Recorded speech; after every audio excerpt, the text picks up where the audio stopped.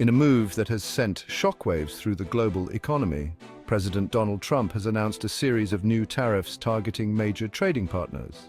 But why is Trump imposing these tariffs, and which countries will be hit the hardest? Let's dive into the details. The US currently operates with a significant trade deficit, meaning it imports far more goods than it exports. In 2024, the US had a trade deficit of over $1.2 trillion in goods. Trump's administration sees this imbalance as detrimental to American industries and workers.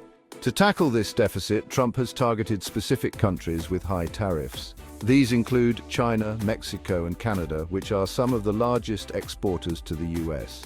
Last year, each of these countries exported more than $400 billion worth of goods to the United States.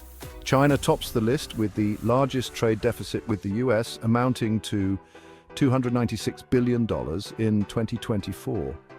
Chinese exports include electronics, machinery, and agricultural goods, many of which will now face increased tariffs. Mexico and Canada are also significantly affected. They export vehicles, energy, oil, and machinery to the US. The US-Mexico-Canada agreement, which replaced NAFTA in 2020, previously facilitated largely free trade among these neighbors, but new tariffs could change that dynamic. The European Union is another target of Trump's tariff threats.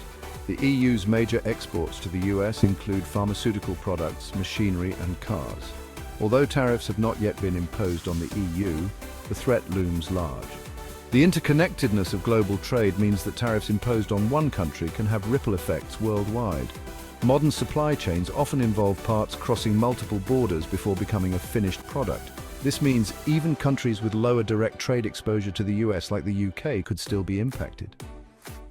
Currently, the UK has avoided direct threats of tariffs.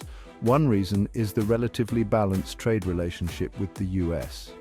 However, experts warn that aligning more closely with the EU post-Brexit could complicate trade negotiations with the US. Economists are divided on the long-term impact of these tariffs. Supporters argue that they will protect American jobs and industries, while critics warn of higher prices for consumers and potential retaliation from affected countries. As the world watches closely, the full impact of Trump's tariff strategy remains to be seen. Will it boost the US economy and reduce the trade deficit, or will it trigger a global trade war with far-reaching consequences? Only time will tell.